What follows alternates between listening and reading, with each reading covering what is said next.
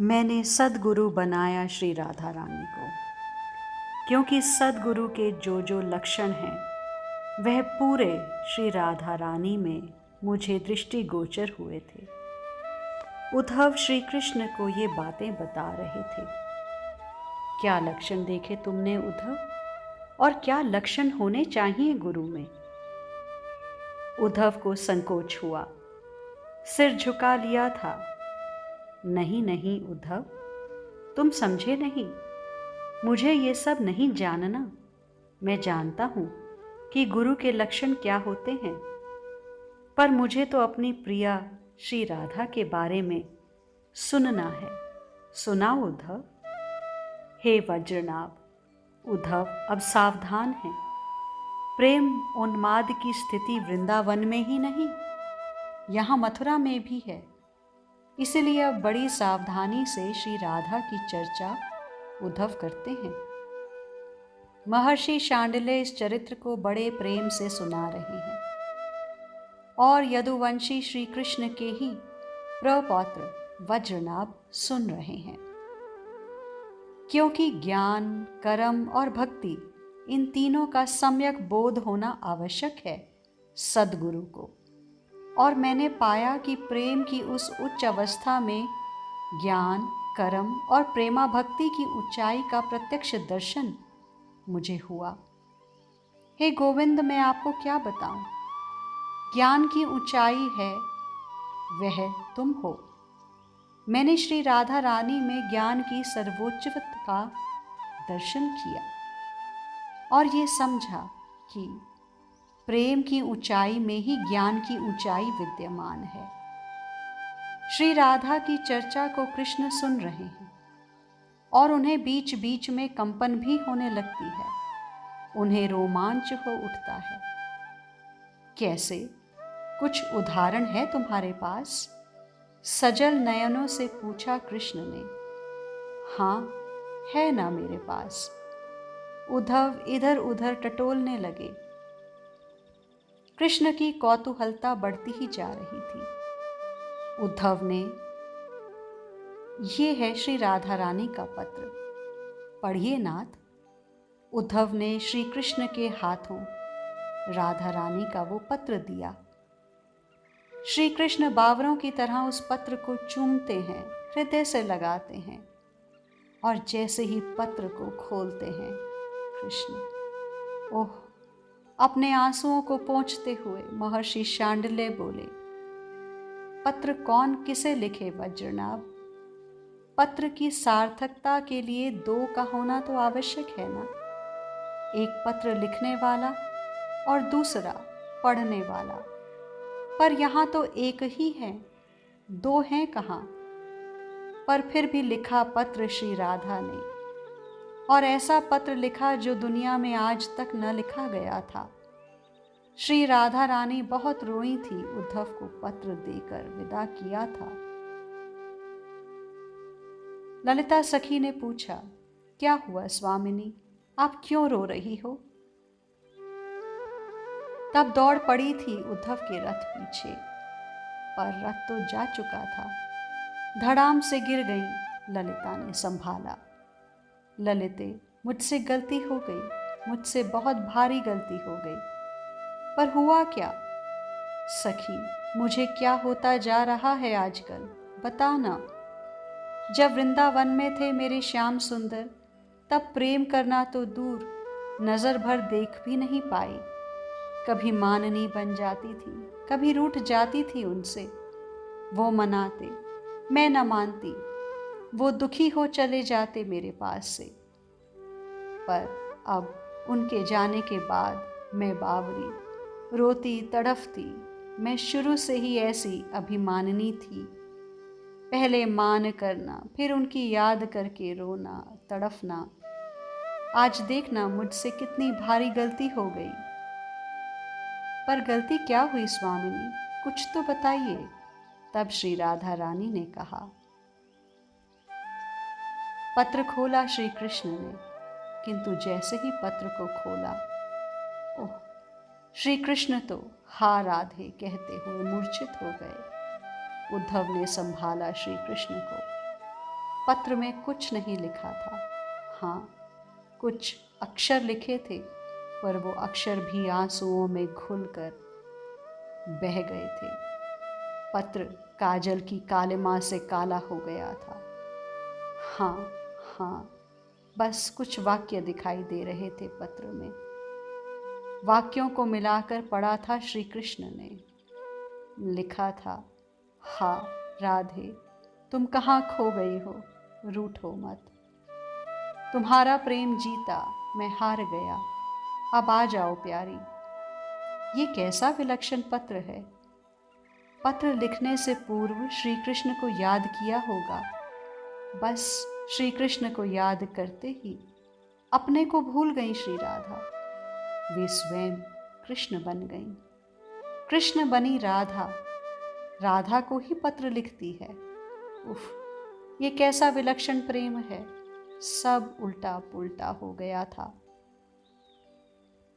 हे गोविंद, जिस स्थिति को पाने के लिए हम ज्ञानियों को क्या क्या नहीं करना पड़ता, पर श्री राधा रानी सहज प्रेम से उच्च स्थिति में स्थित हैं। धन्य हो, धन्य हो, उद्धव जी कहते हैं। फिर कैसे नहीं बनाता उन्हें मैं अपना गुरु। देहातीत महापुरुष सहज नहीं मिलते, पर आपकी कृपा से मुझे बड़े बड़े महापुरुषों की भी आराध्या श्री राधा रानी गुरु के रूप में मिली। उद्धव इतना बोलकर चुप हो गए थे। और क्या गुण देखे तुमने उद्धव श्री राधा में?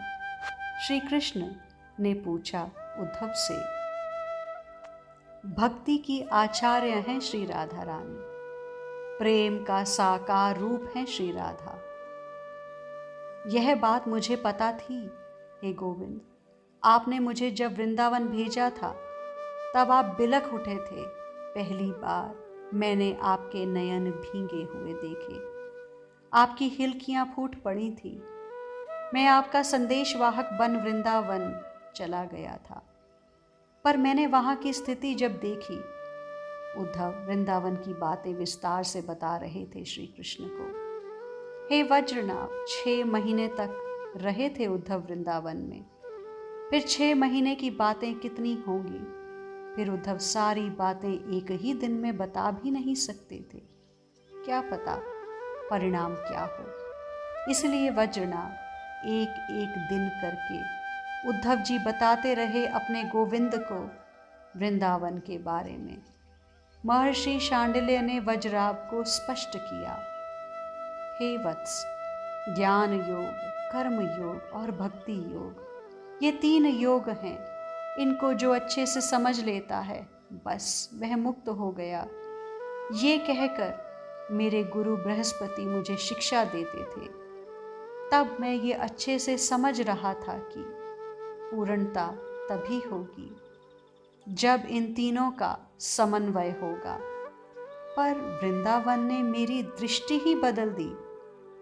जो सच्चा प्रेमी होगा उसमें ज्ञान और कर्म भी होंगे।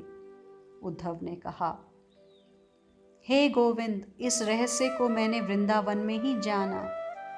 श्री राधा रानी प्रेम है, पूर्ण प्रेम, विशुद्ध प्रेम। पर जहाँ प्रेम है वहाँ ज्ञान भी है। प्रेमी ही सच्चा ज्ञानी है, क्योंकि उसकी समझ में बात आ गई है कि मेरे प्रियतम के सिवा सब मिथ्या है, और जो दिखाई भी दे रहा है वह सब मेरा प्रिय ही है। उसी की लीला चल रही है, वही है, वही है, और कुछ नहीं और कोई नहीं। यह ज्ञान सच्चे प्रेमी में सहज प्रकट हो जाता है। इसलिए ज्ञान सच्चे प्रेम की ऊंचाई में स्वतः है। कुछ संकोच हुआ उद्धव को, क्योंकि बोलते बोलते प्रेम का उपदेश ही करने लगे थे, वो भी श्री कृष्ण को। बोलो उद्धव, मुझे अच्छा लग रहा है तुम्हारा बोलना। उद्धव के चेहरे को छुआ श्री कृष्ण ने। संकोच मत करो भाई, बोलो, बताओ, तुम कुछ कह रहे थे मेरी श्री राधा के विषय में। बोलो उद्धव, क्या कह रहे थे तुम? प्रेम का रूप तो है ही मेरी राधा, ज्ञान प्रेम में सहज है। पर तुम कह रहे थे कुछ कर्म की बातें। कर्म योगिनी है मेरी राधा। उद्धव, प्रेमी आलसी नहीं होता। वो सदैव उत्साहित और दिव्य ऊर्जा से भरा रहता है। बाहर से देखने में भले ही रोता बिलखता दिखाई दे, पर कमजोर नहीं होता।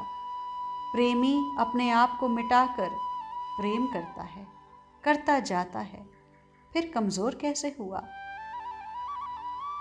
श्याम सुंदर ने उद्धव के मुख से सुनना चाहा श्री राधा रानी के इस रूप को भी। तब उद्धव सुनाने लगे थे। मैं आपको कहने से वृंदावन गया था, मजबूरन गया था।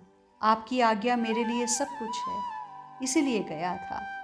आप बिलख रहे थे, मेरे लिए वो असह्य था। मैं जब वृंदावन गया, संध्या की वेला थी, ग्वालों से मिला। नंद महल मुझे बता दिया था। मैं महल में जाकर मैया बाबा सबसे मिला। रात भर आपकी ही चर्चा होती रही। प्रातः सूर्य उदय से पूर्व मैं बाहर निकला। तब मैंने जो स्थिति देखी वृंदावन की, वो मुझे विचित्र लगी थी, क्योंकि मैंने गोविंद आपको बिलखते रोते देखा था। पर वृंदावन की स्थिति, वो पहला दिन था वृंदावन में मेरा।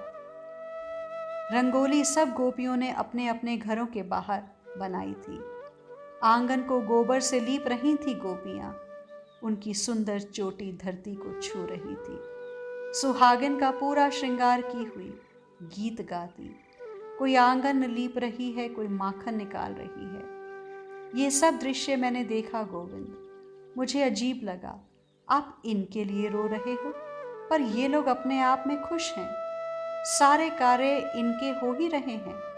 रुक तो आप गए हो। मेरे वृंदावन का वह प्रथम दिन था, मुझे ऐसा ही लगा।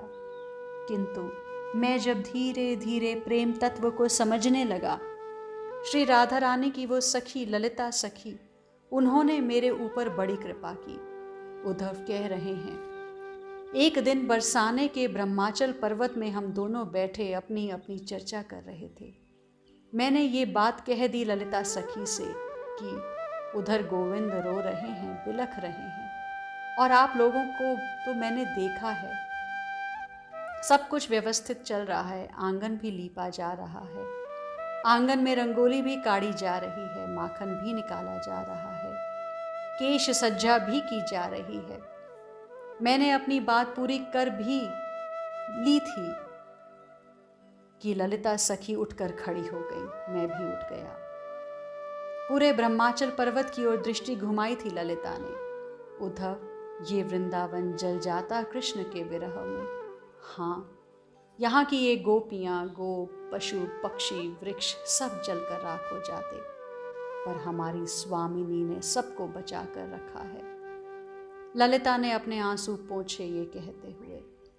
उद्धव, जो तुम देख रहे हो ना, ये आंगन लीपना, गोपियों द्वारा नित्य पहले की तरह रंगोली काढ़ना, गृह कार्य करना, इसकी प्रेरणा देने वाली भी हमारी स्वामिनी श्री राधा रानी है। ललिता सखी ने उद्धव को वह घटना सुनाई थी जब वृंदावन से चले गए थे कृष्ण, और उस समय जो दशा हुई वृंदावन की। आज के लिए इतना ही। शेष आगे। श्री राधा।